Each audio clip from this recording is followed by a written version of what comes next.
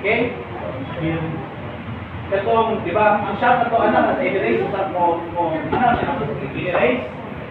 And usually, ang shop will rotate. So, wala yung CR equal to 1. But, kung ang outer race, o i-rotate, wala yung CR equal to 1.2 gamiton. Sir, what if wala i-state sa problem, sir, na ang outer or inner race ang nag-rotate? Saan may gamiton, sir? Ang pinaka-common yun, usually, ang shop may nag-rotate. Tanawan ko, ang operation, may shop, patingin siya ang nag-rotate. Of course, ang nag-rotate na ito pong sa suot nga race, ang inner race, tuyo. Kaya ito, ngayon sa shop, tuyo. Ang outer race, mo is stationary.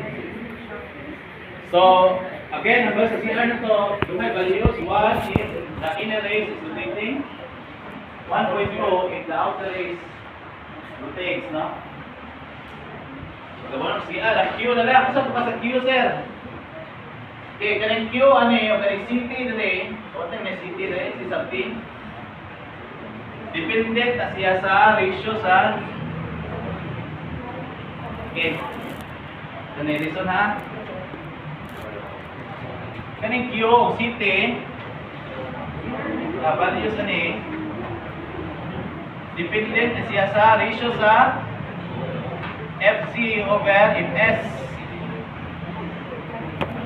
Ano sa ring FC? Thrust load. Fs. Katong static load, no? Static load. Makita sa table. Nani siya sa table. 12.3. Okay. So bitabuan ni, di ba ang table 12.3 kana kung makasalit ng bearing. Ang problema kay ang paitano kay bearing man. So di pa gagawa ng FS kay paitano pa ba mga bearing.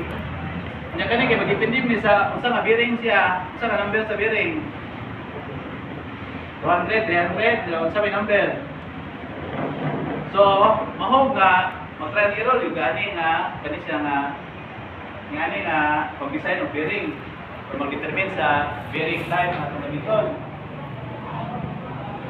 Mag-trial error ta, no? Mag-trial error.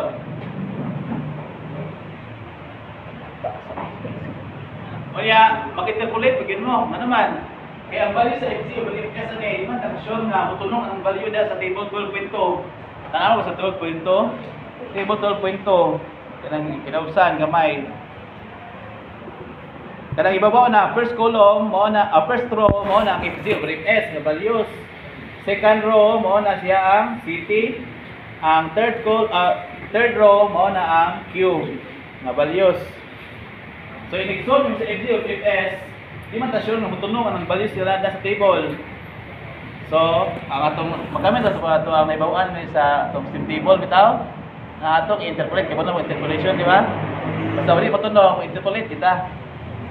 So, mo nay kuan na button mo. So, mag-trial error gani. Kaya di pa magakuha ni Q o CT. Q and CT. Kaya dependent pa na siya sa Fs.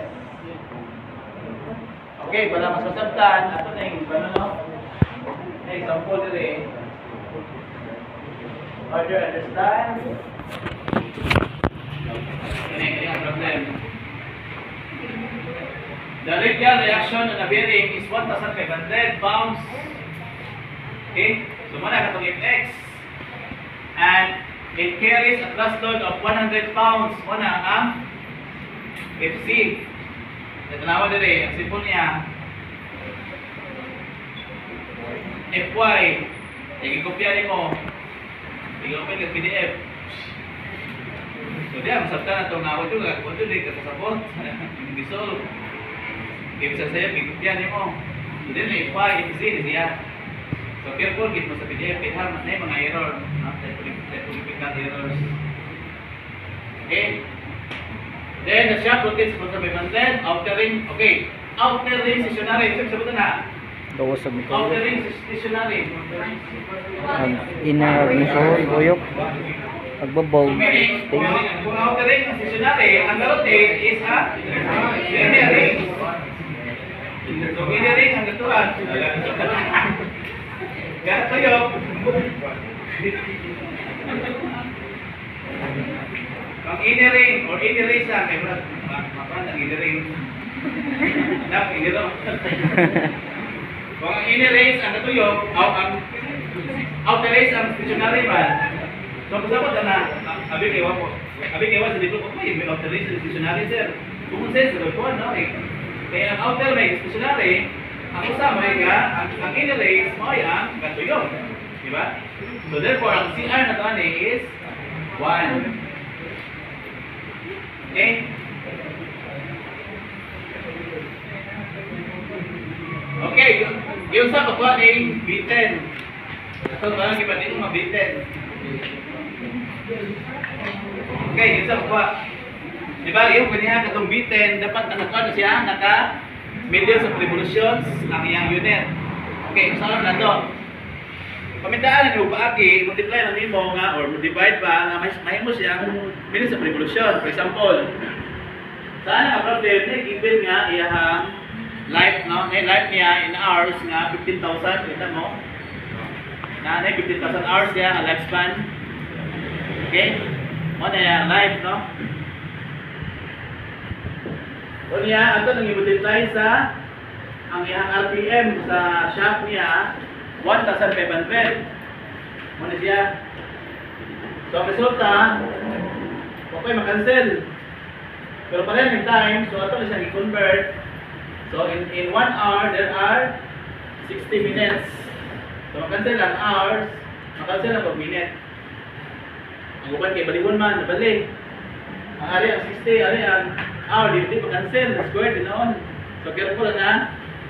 Ay na, bantayan naman na, no? Ang nabali niya. Nag-convert siya, nabali lang. Ari ang 60 minutes. Dapat, ano sila, magkaligtan ang usa. Kung dili dinamito, ang usa, dito. So, makancel. Okay? So, nakancel ang mabilin, revolutions na lang, di ba? I-cancel ang hours, cancel ang minutes. Revolutions na. Pero ang saan to, ang B10, dapat mabilis sa revolution man.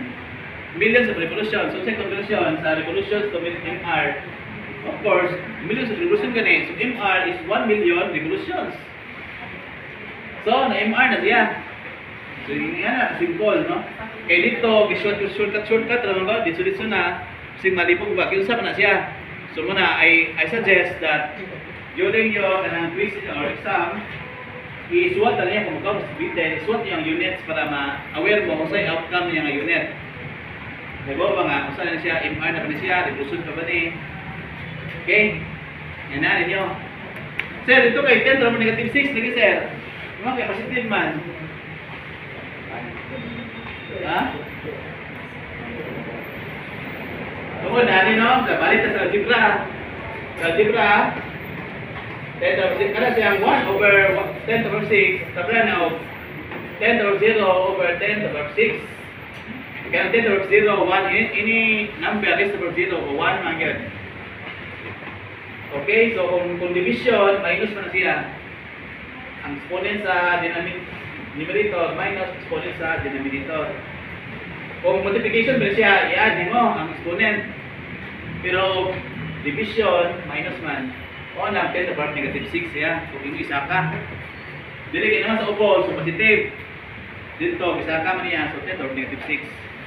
Okay, subtile niyo. So, muna yung detalye na diya, kaya ginisuliso mo niya. Okay. Now, what if in the problem there is no given kanang life bitaw in hours? Wala yung apoy service per day. Wala yung ingon nga 8 hours per day. Ano ba? Wala siya numbers of type of operation, no? Wala siya life given. Wala nang 15,000 hours, wala nang 8 hours per day. So, saan na sir? Pag wala na siya, mo nang gamit na sa just in case na nga, wala yung given ba nga 15,000 hours o kaya mo nang example per day. Wala siya number of operations per day ba, example. So, yung case ka na mo gamit mo sa table 12.1. Kanang table 12.1. Okay, for example, kanang first column mao na ang iyang type of service. Ang second column is the 90% rated time niya in hours. Ha? Very given. Ha?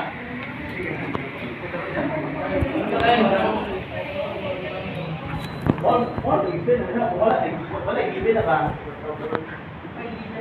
Kung wala given na given po. Hindi ba, example, sa problem ba, wala given na 15,000 hours, wala given na 8 hours per day. Basta yun, kaya na sir. Basta yun siya. So, wala given nga rin ana. Ano ito? Kami sa table 12.1. Ba nyo? So, wait, for example, mayroon kita ay state sa problem nga 8 hours per day niya fully utilized. Ano diyan?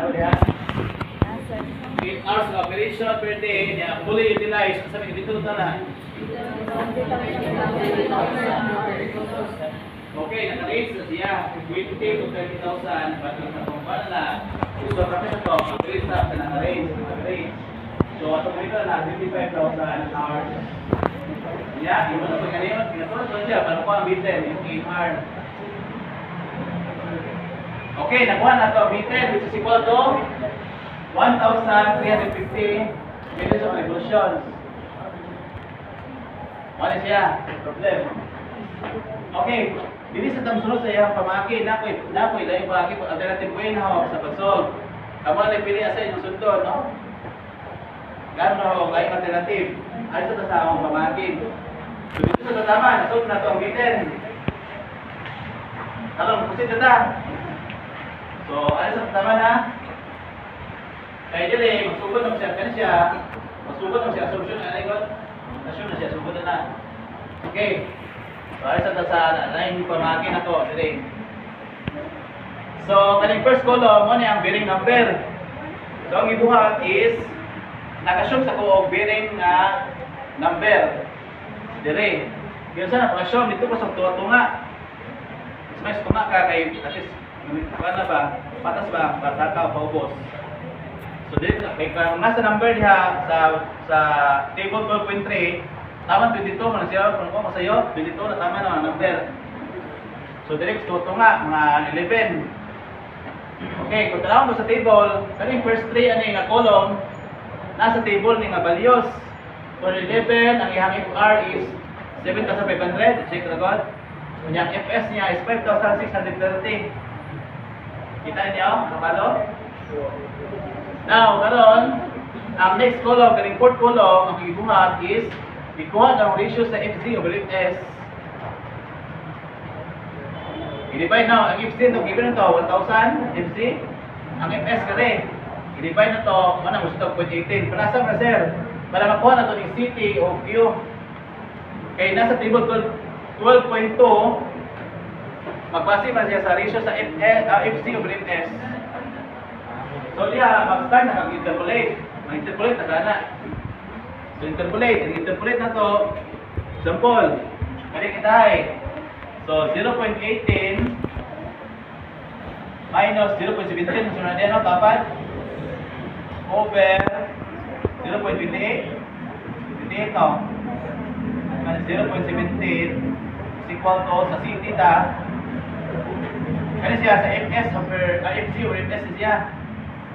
So CT minus corresponding ang equal 17 1.31 over sa 0.28 pila may CT 1.15. 1.15. So ana, so na limos sa city. I-try ko no, equal ba dire? Nya sa Q mao gyapon. Q is equal to minus ang 0.17 Q niya is bila 0.34. 0.34. Sa 0.28 0.38. 0.38 minus 0.34. So nga na siya pagkuha, no? Okay, mo na mo interpretation, di ba? So, i-try ko niyo. Resulta pare, ang CT is 1.3, ang Q is 0.34.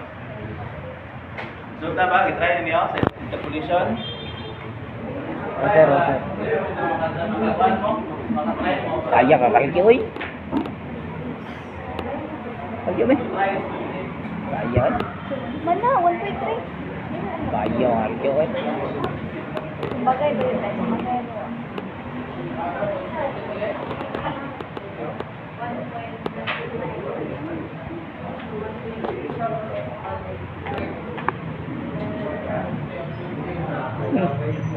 Yung mao. Sabi. Saka na 0.34 ang Q. Okay, so magawa si Caballos. Saka nyo, CT 1.3. Kanya ang Q is 0.34. Sharon, wala tayong question din eh. So, if Z over CR is X greater than Q, wala question na siya ba? Is if Z over CR is X greater than Q, okay, tara to.